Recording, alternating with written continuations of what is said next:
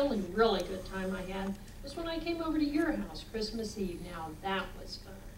Singing around the piano, hanging up the stockings, playing Chinese checkers with your brother, helping your mother with the gravy. I liked all that.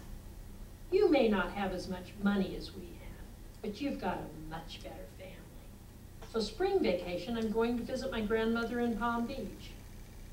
Oh, at least I'll get a tan. P.S. Enclosed is a picture I drew of your dog Porgy, who I remember from Christmas Eve. The nose is wrong, but don't you think the eyes are good?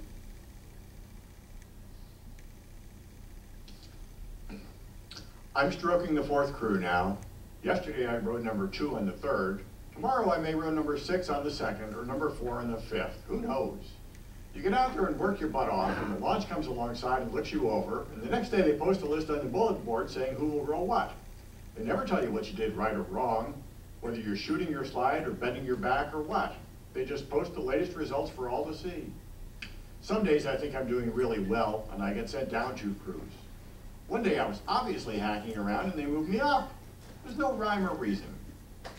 I went to Mr. Clark, who's the head of rowing, and I said, look, Mr. Clark, there's something wrong about this system. People are constantly moving up and down and no one knows why. It doesn't seem to have anything to do with whether you're good or bad, strong or weak, coordinated or uncoordinated. It all seems so random, sir. And Mr. Clark said, that's life, Andy, and walked away. Well, maybe that's life, but it doesn't have to be life. You could easily make rules which made sense, so the good ones moved up and the bad ones moved down, and people knew what was going on. I'm serious. I'm thinking about going to law school later on. Your last letter was too much about rowing. Do you know a boy there named Steve Scully? I met him down in Florida, and he said he went to your school and was on the 1st crew. He said he was the fastest rower on the boat. Is that true, or was he lying? I think he may have been lying. Steve Scully was lying. He doesn't even row. And if he did, and rowed faster than everyone else in the same boat, he'd mess the whole thing up. He said he got to 2nd base with you. Is that true? Steve Scully is a lying son of a bitch, and you can tell him I said so.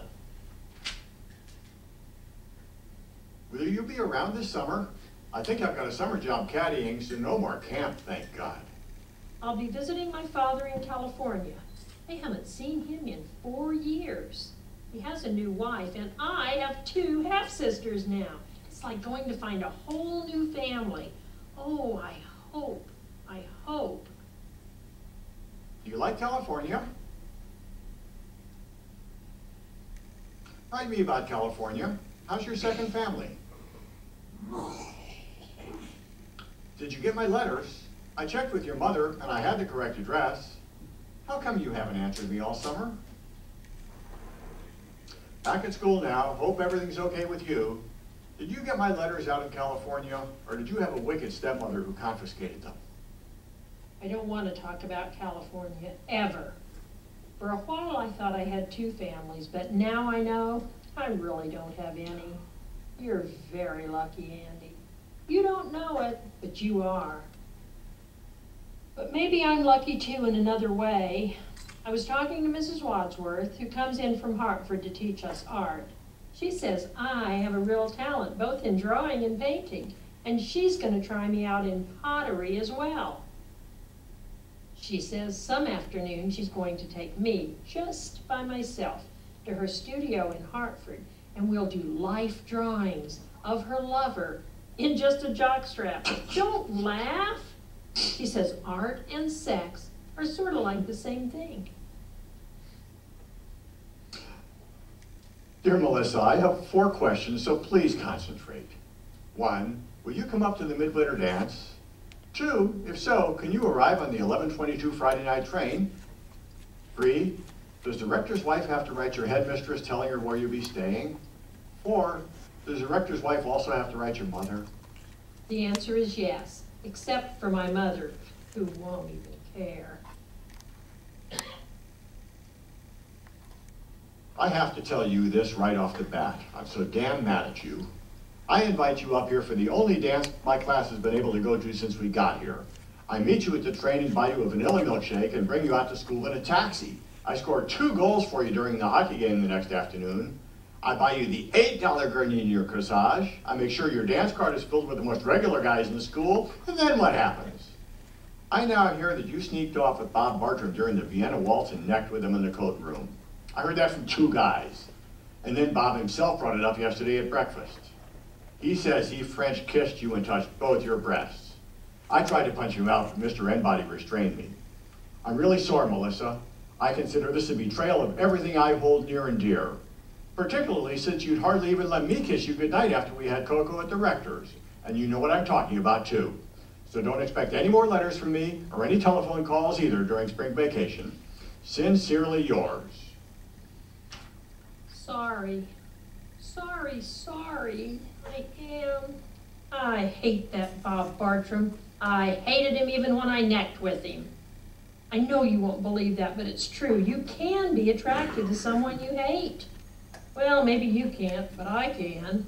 So all right, I necked with him, but he never touched my chest. And if he says he did, he should be strung up by his testicles. Now you tell him that for me at breakfast. Anyway, I got carried away, Andy, and I'm a stupid bitch, and I'm sorry. Felt so guilty about it that I didn't want to kiss you after the cocoa. And besides, Andy, how do I say this? With you, it's different. You're like a friend to me. You're like a brother. I've never had a brother, and I don't have too many friends, so you're both. You're it. My mother says you should never say that to a man, but I'm saying it anyway because it's true. Maybe if I didn't know you so well, maybe if I hadn't grown up with you, maybe if we hadn't written all these damn letters all the time, I could have kissed you the way I kissed Bob Bartram. Oh, but please let's see each other spring vacation, please. I count on you, Andy. I need you. I think sometimes I'd go stark raving mad if I didn't have you to hold on to. I really think that sometimes. Much love.